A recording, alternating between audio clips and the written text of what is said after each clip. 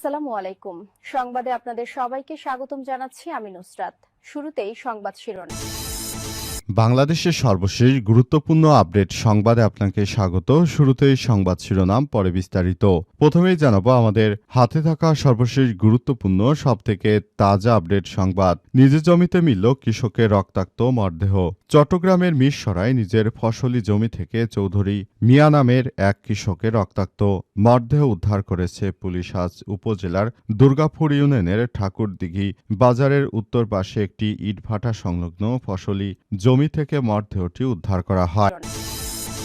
এরপর জানাবো তিতাস নদীতে ভেসে উঠল নিখোঁজ যুবকের মরদেহ।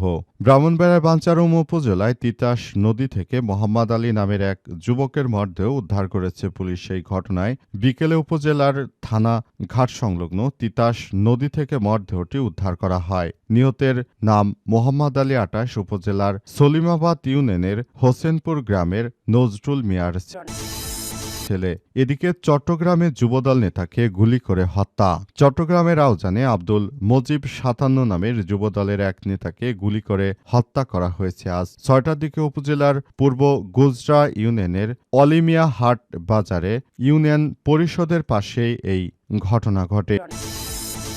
জানাবো আওয়ামী লীগ নেতাকর্মীদের জামিনের পর পুনরায় গ্রেপ্তারের নির্দেশ।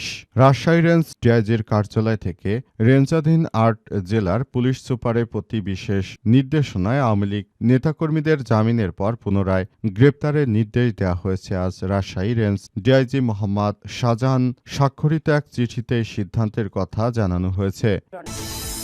এবং সর্বশেষ জানাবো রাজধানীর হাজারীবাগে স্কুল ছাত্রীকে কুপিয়ে হত্যার ঘটনায় যুবক গ্রেপ্তার। রাজধানীর হাজারীবাগে স্কুল ছাত্রী শাহরিয়ার শারমিন বিনতিকে ছুরিকাঘাত করে হত্যা করেছে সিয়াম নামের এক যুবক। এই ঘটনার পর এখন পরিস্থিতি থমথমে অবস্থা বিরাজ করছে। কিছুক্ষণ পরই তাকে পুলিশ গ্রেপ্তার করে। প্রিয় দর্শক, এতক্ষণ শুনছিলেন সংবাদ শিরোনাম, এবারে বিস্তারিত।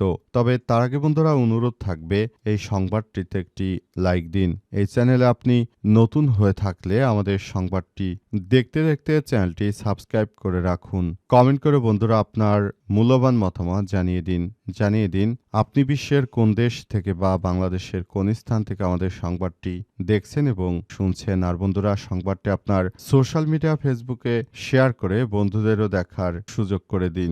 গাজা যুদ্ধে আপনি যদি নিরীহ ফিলিস্তিনিদের ভালোবেসে থাকেন কমেন্টে ইয়েস লিখে পুরো বিশ্বকে জানিয়ে দিন। এবারে বিস্তারিত।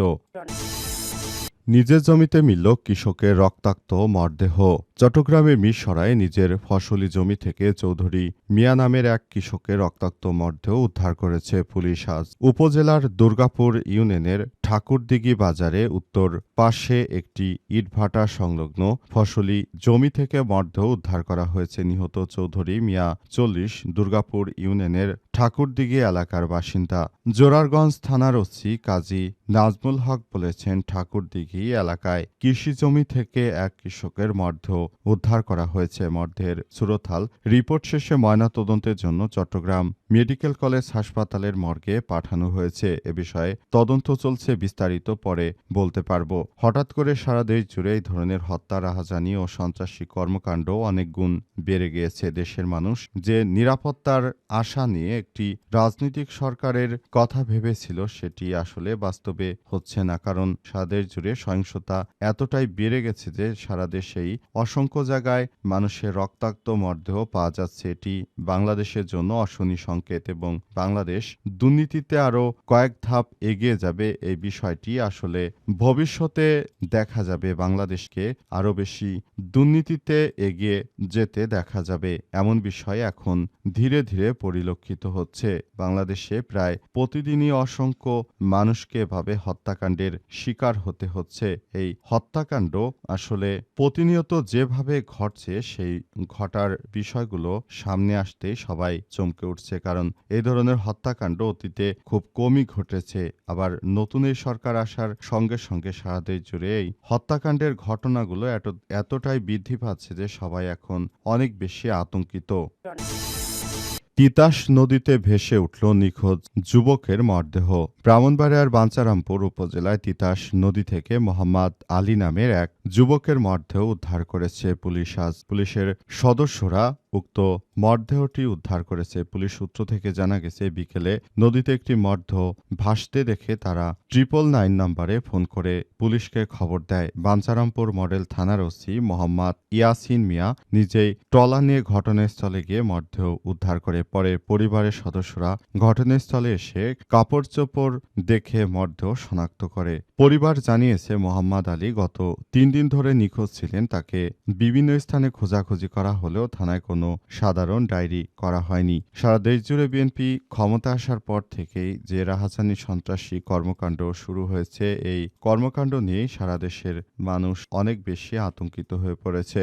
এই কর্মকাণ্ডগুলো এমন বিষয়গুলো এখন ঘটছে যে দেশের মানুষ এখন অনেক বেশি আতঙ্কিত হয়ে পড়েছে। তারা বলছে যে তারা এই ধরনের হত্যাকাণ্ড এবং এই জঘন্য কর্মকাণ্ডগুলো থেকে মুক্ত হতে চায়। সেজন্য সরকারের প্রতি তাদের উদাত্ত আহ্বান যে সারা দেশে যে খুনোখুনি মারামারি হচ্ছে সেগুলো থেকে এখনই সবাইকে বেরিয়ে নিয়ে আসতে হবে। দেশের জনতা মনে করে যে এই প্রক্রিয়াগুলো চলতে থাকলে তাহলে বাংলাদেশ আবারও সেই দুর্নীতিতে বিশ্বে চ্যাম্পিয়ন হয়ে যাবে, এমন একটি আশঙ্কার কথা সাধারণ জনতা নিশ্চিত করেছে। তবে মূল বিষয়গুলো আসলে কি হবে, কোন দিকে যাবে বাংলাদেশ, সেটি সময় বলে দিবে। কারণ এই মুহূর্তে বাংলাদেশের যে রাজনৈতিক দলগুলো রয়েছে তাদের মধ্যে প্রতিহিংসার পরিমাণই সবথেকে বেশি। এই প্রতিহিংসার মধ্য দিয়ে বিগত 17 বছর ধরে আওয়ামী লীগের নেতাকর্মীরা বিভিন্ন জায়গায় বিএনপি ও অন্যান্য দলের নেতৃত্ববৃন্দদের উপর হামলা করেছে, হত্যা করেছে, কিন্তু এখন সেগুলোরই মূলত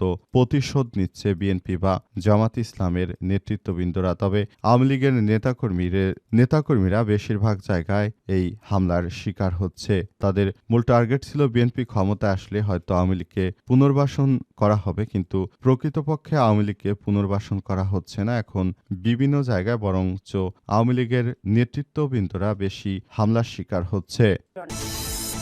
চট্টগ্রামে বিএনপির যুবদল নেতাকে গুলি করে হত্যা। চট্টগ্রামের রাউজানে আব্দুল মজিব 57 নামে বিএনপির যুবদলের এক নেতাকে গুলি করে হত্যা করা হয়েছে আজ সন্ধ্যা 6টার দিকে উপজেলার পূর্বজরা ইউনিয়নের আলিমিয়ার হাট বাজার ইউনিয়ন পরিষদের পাশে ঘটনা ঘটে। নিহত মজিব পূর্ব গুজরা ইউনিয়নের 4 নং ওয়ার্ডের বাসিন্দা আব্দুল মোনাফের ছেলে। তিনি বিএনপির রাজনীতির সঙ্গে যুক্ত ছিলেন বলে জানিয়েছে তার পরিবার। স্থানীয় পর্যায়ে তিনি বিয়ের ঘটক হিসেবে পরিচিত ছিলেন। প্রত্যক্ষদর্শী ও স্থানীয় সূত্র থেকে এই তথ্য জানা গেছে। সন্ধ্যা 6টার দিকে মজিবরের সঙ্গে দুইজনের তর্ক হয়। এর প্রায় 10 থেকে 15 মিনিট পর দুর্বৃত্তরা এসে তাকে লক্ষ্য করে গুলি চালায়। গুলিবিদ্ধ হয়ে তিনি ঘটনাস্থলেই লুটিয়ে পড়েন। তাকে উদ্ধার করে রাউজান উপজেলা স্বাস্থ্য কমপ্লেক্সে নিয়ে গেলে কর্তব্যরত চিকিৎসক তাকে মৃত ঘোষণা করে। সারা দেশ জুড়ে বিএনপির এই রাহাজানি সন্ত্রাসী কর্মকাণ্ডের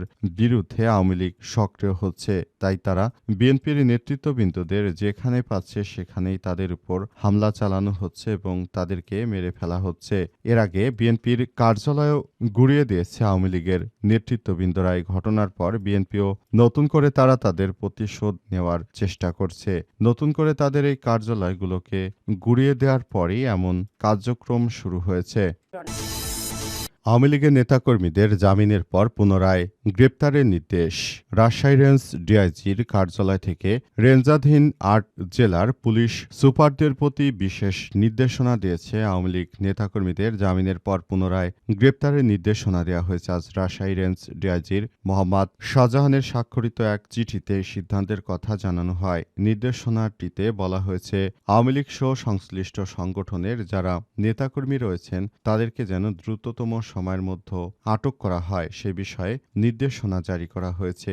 যারা আওয়ামী লীগের নেতৃত্ববৃন্দ রয়েছেন এবং যারা সন্ত্রাসী ও রাহাজানি কর্মকাণ্ডের মধ্য দিয়ে যাচ্ছে তাদেরকে কোনোভাবেই ছাড় দেওয়া হবে না বলে পুলিশের সদস্যরা বিষয়টি নিশ্চিত করেছে। পুলিশ জানিয়েছে যে সারা দেশ জুড়ে একইভাবে রাষ্ট্র চলতে থাকবে। আওয়ামী লীগের যারা নেতাকর্মী ছিলেন বিগত সময়ে যারা হত্যা, গুম, রাহাজানি সন্ত্রাসী কার্যক্রম চালিয়েছে এই ব্যাপারগুলো নিয়ে সবাই ইতিমধ্যে ইতিমধ্যেই এসব বিষয়গুলো নিয়ে কথা বলবে, কাজ করবে এবং এই বিষয়গুলোকে খুবই দ্রুততার সঙ্গে সবকিছু করার জন্য নির্দেশনা দেওয়া হয়েছে এবং সবাইকে নিয়ে একটি সুন্দর ও সমৃদ্ধির একটি আধুনিক বাংলাদেশ গড়ে তোলার মধ্য দিয়ে সবাইকে নিয়ে আবারও দ্রুততম সময়ের মধ্যে এগিয়ে যাওয়ার জন্য বলা হচ্ছে এবং এই নির্দেশনাই জারি করা হয়েছে। তবে শেষ পর্যন্ত বিষয়গুলো কোন দিকে যায় সেটি এখন দেখার বিষয়। আওয়ামী লীগের নেতাকর্মীরা তারা কি আদতে দেশে থাকতে পারবে কিংবা তাদেরকে জেলেই থাকতে হবে? মূলত তারা প্রায় ২ বছর ধরেই জেলখানায়